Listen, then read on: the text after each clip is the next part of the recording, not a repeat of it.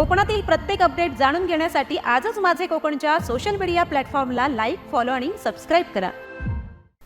नमस्कार, मी प्रणाली भोसले. माझे कोकणच्या प्राईम टाइम बुलेटिनमध्ये आपल्या सर्वांचं मनपूर्वक स्वागत करते. बुलेटिनला सुरुवात करण्याआधी पाहूयात हेडलाईन्स. पनवेल महानगरपालिकेच्या प्रभाग क्रमांक 19 मध्ये मतदानावेळी गोंधळ. भाजप महाविकास आघाडी आमने सामने, तर लोकशाहीची गळचेपी सुरू असल्याचा मनसेचा आरोप. नवी मुंबईत मतदानाची जय्यत तयारी. पोलीस आयुक्तांकडून सुरक्षेचा आढावा. संवेदनशील भागात मोठा पोलीस बंदोबस्त. शांततेत मतदान करण्याचे पोलिसांचे आवाहन. रत्नागिरी जिल्ह्यात आदर्श आचारसंहिता लागू. निवडणूक 2026 साठी प्रशासन सज्ज. समन्वय अधिकाऱ्यांना सतर्कतेचे आदेश. आचारसंहिता कक्ष सक्रिय ठेवण्याच्या सूचना. आणि महाडमध्ये पैशाच्या वादातून ठेकेदाराचा निर्घुण खून. माणगाव सत्र न्यायालयानं दिला प्रकरणाचा निकाल. आरोपीला जन्मठेपेची कडक शिक्षा. पाहुयात सविस्तर वृत्त. पनवेल महानगरपालिकेच्या प्रभाग क्रमांक 19 मधील मतदान केंद्रावर आज मतदानाच्या वेळी मोठा गोंधळ उडाल्याची घटना घडली आहे. प्रभागातील गुजराती शाळेतील मतदान केंद्रावर भाजप आणि महाविकास आघाडीच्या कार्यकर्त्यांमध्ये जोरदार वाद झाला. दुबार मतदार असल्याचा आरोप करत एका मतदाराला लॉकअपमध्ये टाका असं म्हणणाऱ्या व्यक्तीवर भाजपच्या कार्यकर्त्यांनी तीव्र संताप व्यक्त केला. या आरोपावरून दोन्ही पक्षांचे कार्यकर्ते आमने सामने आले आणि वातावरण तणावपूर्ण बनले. काही काळासाठी मतदान प्रक्रियेत देखील अडथळा निर्माण झाला. घटनेची माहिती मिळताच पोलिसांनी तात्काळ घटनास्थळी धाव घेतली. दोन्ही पक्षांच्या कार्यकर्त्यांना समज देत परिस्थिती नियंत्रणात आणण्याचा प्रयत्न पोलिसांकडून करण्यात आला. सध्या मतदान केंद्र परिसरात पोलीस बंदोबस्त पाठवण्यात आला असून परिस्थिती नियंत्रणात असल्याचं सांगण्यात येत आहे. मतदान शांततेत पार पाडावं यासाठी प्रशासनाकडून विशेष खबरदारी घेतली जाते. तुम्हाला मतदाराला बोलायचा अधिकार नाही. तुम्हाला मतदाराला बोला लॉकअपमध्ये टाका. तुम्ही कोणी लॉकअपमध्ये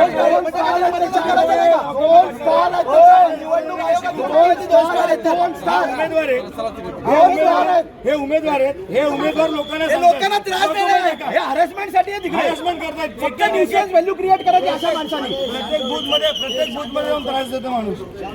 पनवेलमध्ये मतदान प्रक्रियेदरम्यान बोगस मतदानाचे प्रकार घडत असल्याचा गंभीर आरोप करत महाराष्ट्र नवनिर्माण सेना आक्रमक झाली आहे.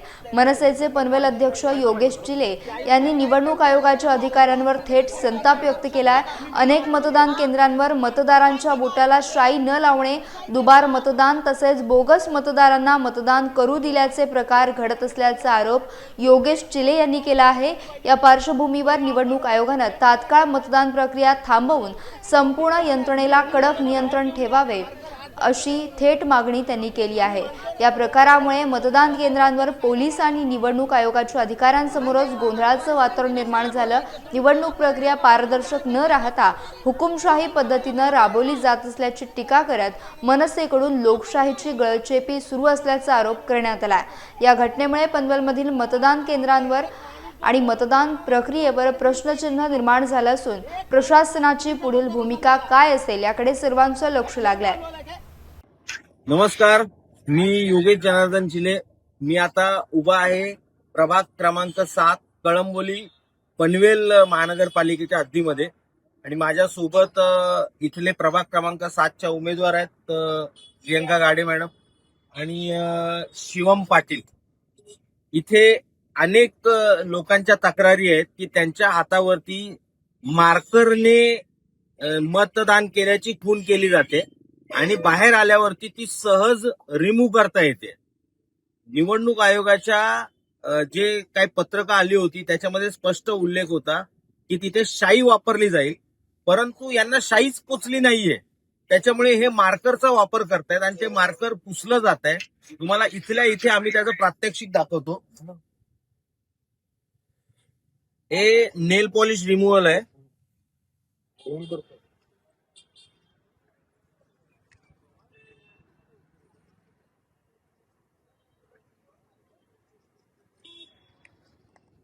हे बघू, सहजच गेलं. हे बघा, एकदम क्लीन झालंय. काय राहिलं? मतदान करू शकते असं झालं. परत वोट करू. या आरामात पुन्हा जाऊन मतदान करू शकतात. तुम्ही विचार करा, बोगस मतदान करण्यासाठी स्वतः निवडणूक आयोग यांना किती मदत करते येते. आधीच बोगस मतदार नोंदवले, दुबार मतदार नोंदवले आणि आता त्यांच्या सोयीसाठी दोनदा मतदान त्यांनी करावं याच्यासाठी अशा पद्धतीने मार्करने मार्क केलं जातोय. आता तुम्हाला मी शाईने जे केलेलं आहे निकल गया. हे बघा, परत वोट करा. तुम्ही शाईने करा. ही शाई होती, शाई ही सुद्धा एवढी घाणेरडी आहे, ही निघून जाते. साध्या नेल पॉलिश रिमूव्हलने ही शाई सुद्धा निघते. अशा पद्धतीचा कारभार निवडणूक आयोगाकडून चालू आहे. या उमेदवारांना जे आय कार्ड दिलेले आहेत त्याच्यावरती फोटो आहे, स्टॅम्प आहे, परंतु तुम्ही आता सुद्धा पनवेल महानगरपालिकेच्या हद्दीतली जी केंद्र आहेत, मतदान केंद्र आहेत, तिथे जा. तिथल्या अधिकाऱ्यांच्या, बऱ्याच अधिकाऱ्यांच्या आय कार्ड वरती फोटो नाहीये, स्टॅम्प पण नाहीये, नुसती पेनाने नावं लिहिलेली आहेत. हा असला कारभार निवडणूक आयोग करतोय. तिथे कोण बसला, आम्ही कसं ओळखायचं? भारतीय जनता पक्षाचे कार्यकर्ते बसवलेत का तिथे? आमचा तो आरोप आहे की तुम्ही भारतीय जनता पक्षाचे कार्यकर्ते तिथे बसवलेत, कारण त्यांना त्यांच्या आय कार्डवर ना फोटो आहे ना स्टॅम्प आहे, फक्त पेनाने लिहिलेलं आहे. अशा पद्धतीने मार्कर वापरले जातात. इतका भोंगळ कारभार आजपर्यंतच्या निवडणुकीमध्ये आम्ही पाहिला नव्हता. नवी मुंबईतील तुर्भे परिसरात मतदानाच्या दिवशी मोठा गोंधळ उडाल्याचे चित्र पाहायला मिळालं. तुर्भे येथील अनेक मतदान केंद्रांवर मतदारांची प्रचंड गर्दी झाली. वारंवार बिघडणाऱ्या मतदान यंत्रामुळे नागरिकांना तासनतास रांगेत उभे राहावे लागत आहे. मतदारांमध्ये तीव्र नाराजी व्यक्त होत असून संपूर्ण नवी मुंबईतील सर्वात खराब आणि निकृष्ट मतदान यंत्रणा मुद्दाम तुर्भेलाच देण्यात आल्या आहेत का, असा संतप्त सवाल नागरिक उपस्थित करत होते. महापालिका जशी तुर्भेच्या जनतेकडे दुर्लक्ष करते तसाच अनुभव मतदान प्रक्रियेत देखील येत आहे, असा आरोप मतदारांकडून केला जातोय.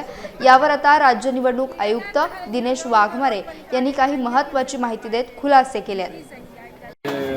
पोली नंबर 7 का बार बार मशीन खराब हो रहा है. ये चुनाव आयुक्त से हम निवेदन करते हैं कि मशीन या तो अच्छा दे या तो नागरिक को सुविधा दे. सब भूखे प्यासे कतार में खड़े हुए हैं, हम खाना नहीं खाए, सुबह से लाइन में खड़े हैं.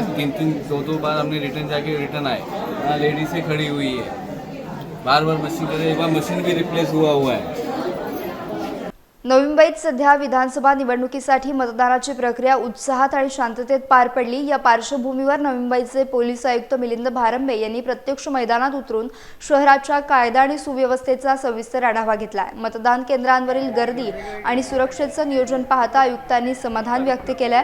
शहरात कुठेही अनुचित प्रकार घडू नये यासाठी नवी मुंबई पोलीस यंत्रणा अहोरात्र सतर्क आहे. विशेषतः संवेदनशील म्हणून ओळखल्या जाणाऱ्या भागांमध्ये अतिरिक्त पोलीस कुमक तैनात करण्यात आली असून भरारी पथकांची मदत घेतली जाते. पोलीस आयुक्त भारंबे यांनी यावेळी नागरिक निर्भयपणे घराबाहेर पडून आपला पवित्र मतदानाचा हक्क बजावू शकतात. कोणत्याही अफवांवर विश्वास न ठेवता शांतता राखण्याचं आवाहन त्यांनी सर्व जनतेला केलंय.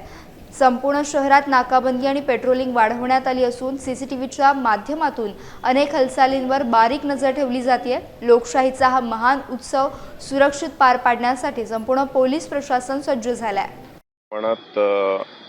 नवी मुंबई म्युन्सिपल कॉर्पोरेशन आणि पनवेल म्युन्सिपल कॉर्पोरेशन दोन्ही ठिकाणी खूप मोठ्या प्रमाणात बंदोबस्त लावलेला आहे. आर्म्ड फोर्सेससुद्धा या ठिकाणी डिप्लॉय करण्यात आलेली आहेत आणि खूप मोठ्या प्रमाणात फ्लॅग मार्चेस आणि काही प्रिव्हेंटिव्ह मेजर्स घेतलेले आहेत. लोकांना कॉन्फिडन्स देण्यासाठी की पोलीस आहेत आणि पोलीस ॲक्च्युली सर्व बूथ्स व्यतिरिक्त 100 मीटर आणि इतर सेन्सिटिव्ह एरियाजमध्ये सुद्धा मोठ्या प्रमाणात डिप्लॉय केलेली आहे. नागरिकांना सर्वांना अपील राहील की आपण जर रजिस्टर्ड वोटर असाल तर भयमुक्त होऊन कृपया करून मतदान करावं.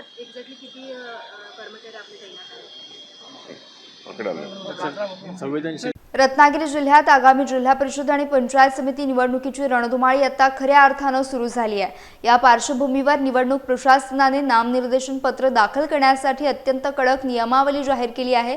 जिल्हा दंडाधिकारी मनोज जिंदाल यांनी भारतीय नागरिक सुरक्षा संहितेच्या कलम 163 नुसार हे विशेष आदेश लागू केले आहेत. निवडणूक प्रक्रिया पूर्णपणे शांततेत, निर्भय आणि पारदर्शक वातावरणात पार पाडावी हा यामागचा मुख्य उद्देश आहे. नव्या नियमानुसार उमेदवारांना अर्ज भरताना केवळ 3 वाहनांचा ताफा सोबत आणता येईल। तसेच निवडणूक निर्णय अधिकाऱ्यांच्या दालनात उमेदवारासह केवळ 5च व्यक्तींना प्रवेश दिला जाणार आहे। निवडणूक कार्यालयाच्या परिसरात मिरवणुका काढणे, वाद्ये वाजवून घोषणाबाजी करणे किंवा कोणताही राजकीय प्रचार करण्यास सक्त मनाई करण्यात आली आहे। हे निर्बंध 7 फेब्रुवारी 2026च्या मध्यरात्रीपर्यंत पूर्ण जिल्ह्यात लागू राहतील। नियमांचे उल्लंघन करणाऱ्यांवर कठोर कायदेशीर कारवाई करण्याचा इशारा प्रशासनाने देखील दिला। सर्व उमेदवारांना आता या आचारसंहितेचे पालन करणे बंधनकारक असणार आहे।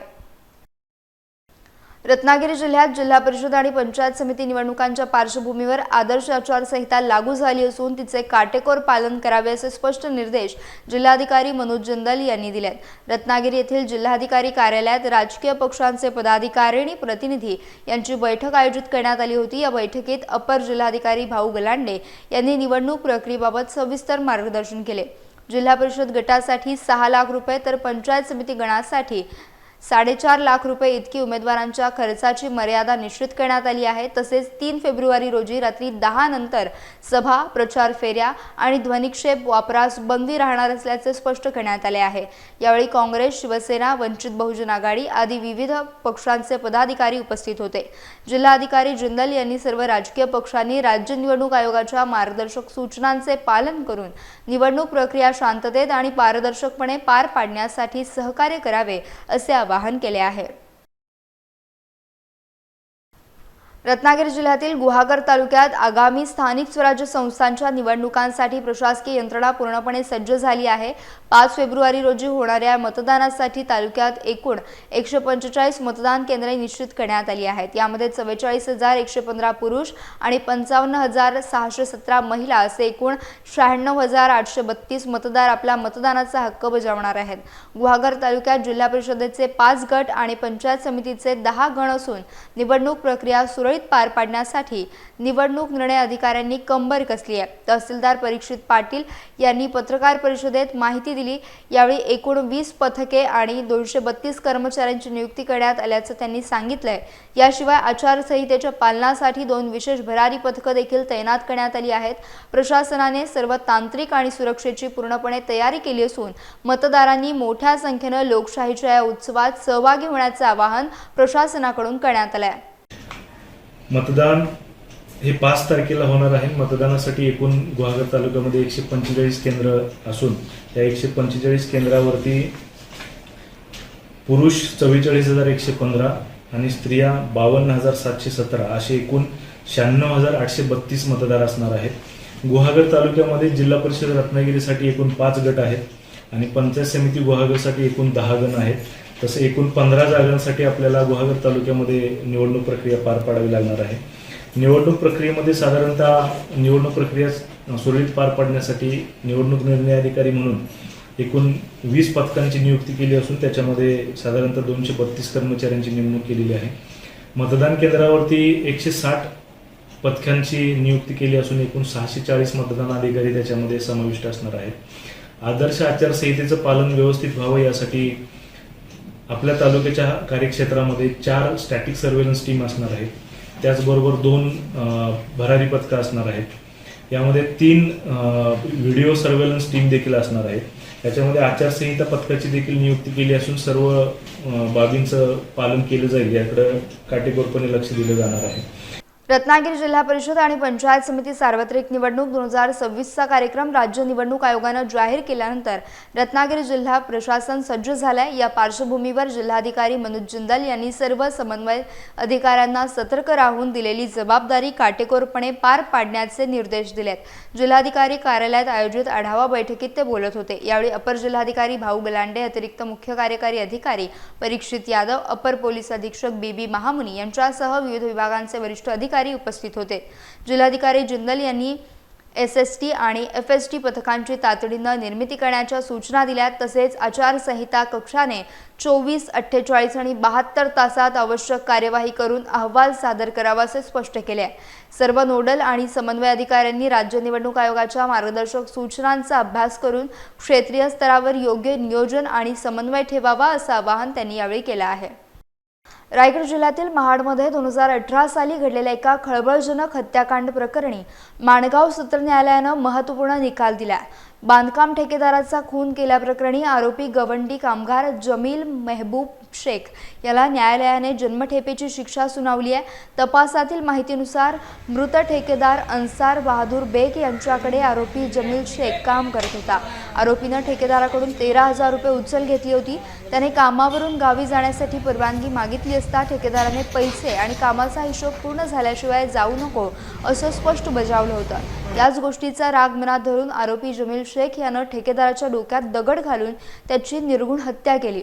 महाड शहर पोलिसांनी या प्रकरणाचा सखोल तपास करून न्यायालयात ठोस पुरावे सादर केले. सरकारी पक्षाचा युक्तिवाद ग्राह्य धरत न्यायाधीशांनी जमील शेखला जन्मठेप आणि 1,000 रुपये दंड ठोठावला.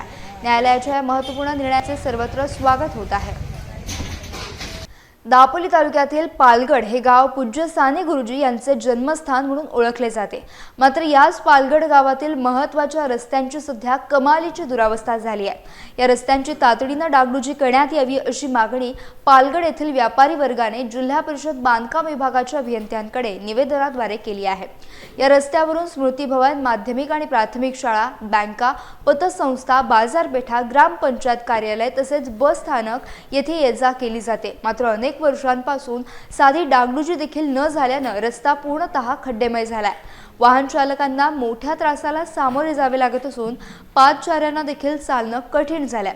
आगामी 8 दिवसात रस्त्याच्या दुरुस्तीकडे लक्ष न दिल्यास आंदोलन छेडलं जाईल असा इशारा व्यापाऱ्यांनी दिला. यावेळी संजय शेठ, कौस्तुभ जोशी, सिद्धेश गणवे, विकास वेदक, दीपक वारे, दत्तात्रय पाटणे, सूर्यकांत पवार, अनंत बामणे, महादेव खोचरे यांच्यासह अनेक जण उपस्थित होते. माझा माणूस इथे आहे, आमचे चोरगे बसव तिथे आहे, त्यांच्याकडे निवेदन द्या. आणि उद्या मी दापोलीला जाणार आहे. आता मी आज बाजारपेठून शिवून जाऊन बघून तिथं वस्तुस्थिती काय. तुम्ही उद्या सकाळी पालगडमध्ये याल का बघायला वस्तुस्थिती? त्याला सांगितलं रावसाहेबांना, मी तुम्हाला रावसाहेब बोललेच नाही का? आता नाही बोलल्या. त्याला मी ते सांगितलं की मी आता पालगडून जातो ना दापोलीला, तर मी आज शिरून जाईल. काय वस्तुस्थिती मी लक्ष टाकून जातो. आता आम्ही निवेदन देऊन ठेवतो, पण तुम्ही किती वाजेपर्यंत येणार? साधारण 9:10 पोहोचते ते 10 वाजेपर्यंत उद्या. वस्तुस्थिती अशी आहे या रस्त्याची की 2016ला हा रस्ता झाला, त्याच्यानंतर साधी देखभाल दुरुस्ती पण रस्त्याची केलेली नाही. आणि ग्रामपंचायतीचा जो निधी आहे ना, तो 10-20 हजारात काही या रस्त्याची डागडुजी होत नाही. ते फक्त चिऱ्यानी दगड खड्डे भरतात आणि मोकळे होतात. आज परिस्थिती अशी आहे, रस्त्याने चालणं सुद्धा कठीण झालंय. पावसात सुद्धा तीच परिस्थिती होती, परंतु आपल्या प्रशासनाने पूर्ण दुर्लक्ष केलंय या गोष्टीकडे. गेल्या 10 वर्षात एकही रुपये येऊ नये देखभालीसाठी. आपण एक काम करूया, मी उद्या पाहणी करतो. त्याप्रमाणे तुमचं काय असेल निवेदन उपलब्ध देऊन टाका कुंभारवासांकडे.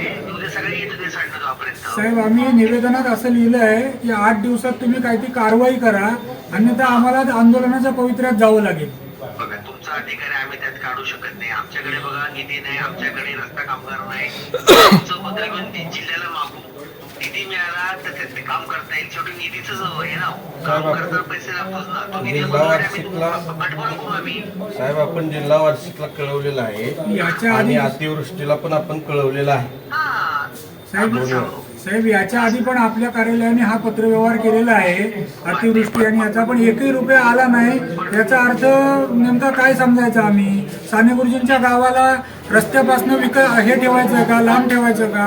नाही, साने गुरुजींच्या गावाला वंचित ठेवायचं नाही आपल्याला. आपल्याला काय करायचं माहिती का? बाहेर ते पर्यटक येतात, त्यांना ते आम्हाला शिकू करतात. ग्रामस्थ तुम्ही काय करता? निधी देणार आमचं कार्यालय का? आम्ही बोलतो नाही, निधी कोण देतं ते सांगा, आम्ही त्यांच्याकडेही जातो. तुम्ही एक काम करा, कार्यकारी त्यांचं आपलं कार्यालय चिपळूणला आहे. सार्वजनिक बांधकाम विभाग कार्यकारी अभियंता चिपळूण, जिल्हा परिषद जिल्हा परिषद बांधकाम. ओके. कार्यकारी चिपळूणला आपलं चिपळूण आपलं ऑफिस आहे. तुम्ही एखाद दिवस वाटल्यास जाऊन सर्वांना भेटा. काय असेल तर मी हे तुझं पत्रवर पाठवणार नाही. ठीक आहे, त्यांचा नंबर वगैरे काही मिळाला तर आता पहिलं त्यांना संपर्क करतो, कारण ते अवेलेबल तुम्हाला तो नंबर त्याला सांगा. हॅलो, त्याला सांगा निवेदन आम्ही दिलेलं आहे. सकाळी जे आहेत आता म्हणून 4 त्यांच्याशिवाय बोलवू दे, ते पाणी करायला येतात पालघरला, पण तुम्ही त्याशी बोलू द्या साहेबांशी, निधी उपलब्ध व्हावं काय असेल तर. ठीक आहे, ठीक आहे, आम्ही बोलतो त्यांच्याकडे, पण हे 8 दिवसाच्या आत काम झालं पाहिजे. अदरवाईज पुढच्या पावसाळ्यापर्यंत, कारण पुढे जिल्हा परिषद पंचायत समितीच्या निवडणुका येत आहेत, त्यामुळे जर त्याच्यात काही एक्झिक्युशन झालं नाही तर पुन्हा पावसाळ्यात आमचा रस्ता बंद होऊन ऑलरेडी आमचे व्यापार घटले. पनवेल महानगरपालिकेने यंदाच्या निवडणुकीत महिला सक्षमीकरणाचा संदेश देण्यासाठी सखी मतदान केंद्र ही अभिनव संकल्पना राबवली आहे. कळंबोली येथील कार्मेल कॉन्व्हेंट हायस्कूल आणि खारघरमध्ये या विशेष केंद्रांचे यशस्वी आयोजन करण्यात आले. या सखी केंद्रांचे मुख्य वैशिष्ट्य म्हणजे येथील संपूर्ण व्यवस्थापन केवळ महिला कर्मचाऱ्यांच्या हाती सोपवण्यात आले. मतदानासाठी येणाऱ्या नागरिकांचे स्वागत देशाचे नाव उज्ज्वल करणाऱ्या PV सिंधू, मनू भाकर आणि दिव्या देशमुख यांच्यासारख्या कर्तृत्ववान महिलांच्या भव्य पोस्टर्सनी केले गेले. हे पोस्टर्स केवळ सजावट नसून आकर्षक सेल्फी पॉइंट म्हणून मतदारांचे लक्ष वेधून घेत होते. सेल्फी काढा आणि मतदान करायचा सकारात्मक संदेश देत मतदारांमध्ये नवा उत्साह निर्माण केला गेला. महिलांचा मतदानातील सहभाग वाढवणं आणि लोकशाही प्रक्रियेत त्यांचा आत्मविश्वास वाढवणं हा या उपक्रमाचा मुख्य हेतू आहे. पालिकेच्या या प्रेरणादायी प्रयोगाला नागरिकांकडून उत्स्फूर्त प्रतिसाद मिळाल्याचं पाहायला मिळालं. खेड शहरातील शिवसेनेचे मार्गदर्शक नेतृत्व, पक्ष संघटन आणि सामाजिक कार्यासाठी अहोरात्र झटणारे मिनार चिखले तसेच संजय मोदी यांची खेड नगर परिषद स्वीकृत नगरसेवकपदी निवड झाल्याबद्दल त्यांचा यथोचित सत्कार करण्यात आला. खेड शहरातील जुने जाणते व्यापारी आणि ज्येष्ठ शिवसैनिक अनंत उर्फ अण्णा चिंडक आणि त्यांच्या परिवारानं आपल्या निवासस्थानी हा सत्कार सोहळा आयोजित केला होता. यावेळी शाल, पुष्पगुच्छ देऊन नवनियुक्त स्वीकृत नगरसेवकांचे अभिनंदन करण्यात आले. सत्कार प्रसंगी शहराच्या विकासासाठी सर्वांना सोबत घेऊन काम करावे अशी अपेक्षा व्यक्त करण्यात आली. मिनार चिखले आणि संजय मोदी यांनी देखील हा विश्वास व्यक्त करत खेड शहराच्या सर्वांगीण विकासासाठी प्रामाणिकपणे काम करण्याचा निर्धार व्यक्त केला. रोहा अष्टमी नगर परिषदेच्या उपनगराध्यक्ष पदासाठी पार पडलेल्या निवडणुकीत राष्ट्रवादी काँग्रेसचे ज्येष्ठ नगरसेवक अहमद दर्जी यांची बिनविरोध निवड जाहीर करण्यात आली. बुधवारी 14 जानेवारी रोजी झालेल्या निवडणुकीत कोणताही विरोधी उमेदवार नसल्यानं अहमद दर्जी यांची निवड अधिकृत झाली. ही निवड प्रक्रिया रोहा अष्टमी नगर परिषदेतील कैलासवासी द.ग. तटकरे सभागृहात नगराध्यक्ष वनश्री शेडगे यांच्या अध्यक्षतेखाली पार पडली. निवडीनंतर राज्याच्या महिला आणि बालविकास मंत्री अदिती तटकरे यांनी अहमद दर्जी यांचे अभिनंदन करून पुढील वाटचालीस शुभेच्छा दिल्या. अहमद दर्जी गेले 35 वर्षांहून अधिक काळ राजकारणात सक्रिय असून सलग 8 वेळा नगरसेवक म्हणून निवडून आले आहेत. बांधकाम, आरोग्य आणि विविध समित्यांचे सभापतीपद त्यांनी यशस्वीपणे भूषवले आहे. याचवेळी स्वीकृत नगरसेवकपदी दिवेश जैन आणि माज सवाल यांची निवड जाहीर करण्यात आली. दिवेश जैन यांनी तटकरे कुटुंबाचे आभार मानत सर्व नगरसेवकांना सोबत घेऊन रोहा शहराच्या विकासासाठी काम करण्याचा निर्धार व्यक्त केला. या निवडीमुळे रोहा नगर परिषदेच्या कारभारात स्थैर्य येऊन शहर विकासाला नवी दिशा मिळेल असा विश्वास व्यक्त केला जातोय. मला फक्त एवढं सांगणं आहे की तटकरे साहेबांनी पहिल्यांदा माझ्यावरती अतिशय विश्वास दाखवला आणि ताई भाई दोघांनी माझ्यावर विश्वास दाखवून मला ही जबाबदारी दिली आहे. आताच नवीन निवडून झाल्यानंतर पहिलीच उपाध्यक्षाची निवड झालेली आहे. त्यामध्ये त्याने मला निवडलं आणि मला संधी दिलेली आहे. या संधीचा त्यांनी जी दिलेल्या संधीचा मी योग्य उपयोग करीन आणि रोहा कसा त्यांच्या मार्गदर्शनाखाली रोहाला कसा सुशोभीकरण करायचा, रोहाची कशी व्यवस्था करायची आणि रोहाचा मान कसा उंचावायचा ह्या संदर्भामध्ये मी अतिशय त्यांच्या मार्गदर्शनाचे काम करणार आहे. रायगडचे खासदार लोकनेते माननीय श्री सुनीलजी तटकरे साहेब, महाराष्ट्राचे कॅबिनेट मंत्री माननीय आदितीताई तटकरे, महाराष्ट्र विधानसभेचे माजी सदस्य माननीय श्री अनिकेतबाई तटकरे आणि नवनिर्वाचित रोह्याच्या नगराध्यक्षा कुमारी वनश्री समीर शेडगे यांच्या सूचनेवरून आज मला स्वीकृत नगरसेवकपदी माझी नेमणूक करण्यात आली.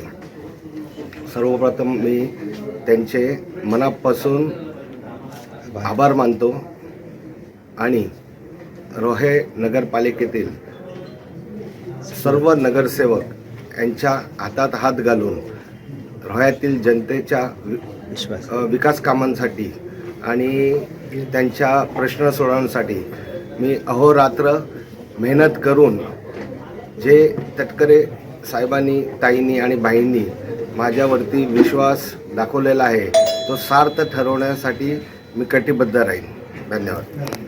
रोहा येथे देशाचे पहिले केंद्रीय अर्थमंत्री डॉक्टर डी देशमुख यांच्या 130व्या जयंतीनिमित्त तालुकास्तरीय वक्तृत्व स्पर्धांचे आयोजन करण्यात आले.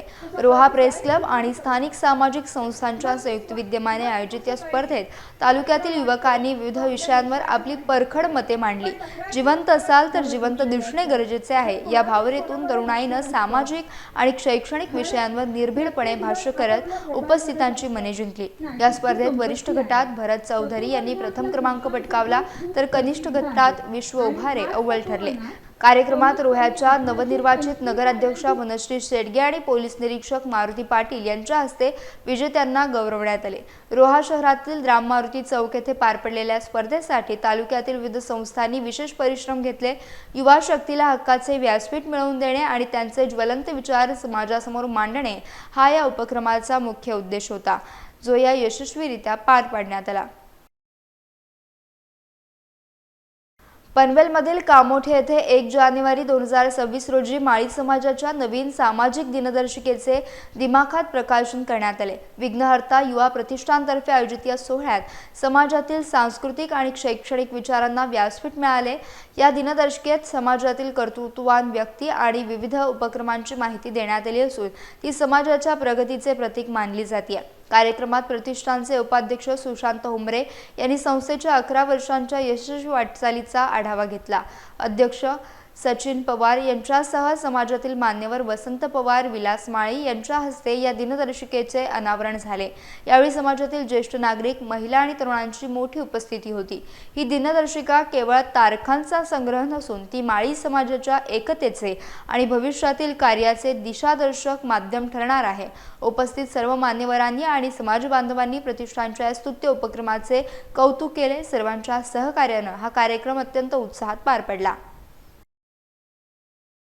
रत्नागिरी जिल्ह्यातील खेड तालुक्यातील शिंगरी येथे एक ऐतिहासिक आणि भक्तिमय क्षण अनुभवायला मिळाला. संत तुकाराम महाराज यांच्या पवित्र पादुकांचे खेड तालुक्यात प्रथमच आगमन झाले. श्री क्षेत्र देहू संस्थान आणि वैभव पिंपळकर यांच्या विशेष प्रयत्नातून हा सोहळा संपन्न झाला. या निमित्तानं शिंगरी येथे अखंड हरिनाम सप्ताह शतक महोत्सव आणि संत तुकाराम महाराजांच्या 375व्या वैकुंठ गमन सोहळ्याचं आयोजन करण्यात आलं होतं. 8 ते 15 जानेवारी दरम्यान गाथा पारायण, कीर्तन, प्रवचन, भजन, भारूड, महिला भजन, संगीत भजन तसेच महाराष्ट्राची लोकसंस्कृती दर्शवणारे कार्यक्रम मोठ्या भक्तिभावात पार पडले. 11 जानेवारी रोजी स्वामी अरविंदनाथजी महाराज यांच्या हस्ते विशेष अनुग्रह कार्यक्रम झाला. हनुमान मंदिर परिसरात पार पडलेल्या या महोत्सवात पंचक्रोशीतील भाविकांनी मोठ्या संख्येने उपस्थित राहून दर्शनाचा लाभ घेतला. आज संत तुकाराम महाराजांच्या गाथा वाचन आणि गाथा वाटपासह या भक्तिमय सोहळ्याची सांगता करण्यात आली. याचा बुलेटिनमध्ये वेळ झाली. इथेच थांबण्याची भेटूयात नवीन बुलेटिनसह. तोपर्यंत तुम्ही कुठेही जाऊ नका. पाहत राहा फक्त माझे कोकण. कोकणातील प्रत्येक अपडेट जाणून घेण्यासाठी आजच माझे कोकणच्या सोशल मीडिया प्लॅटफॉर्मला लाईक, फॉलो आणि सबस्क्राईब करा.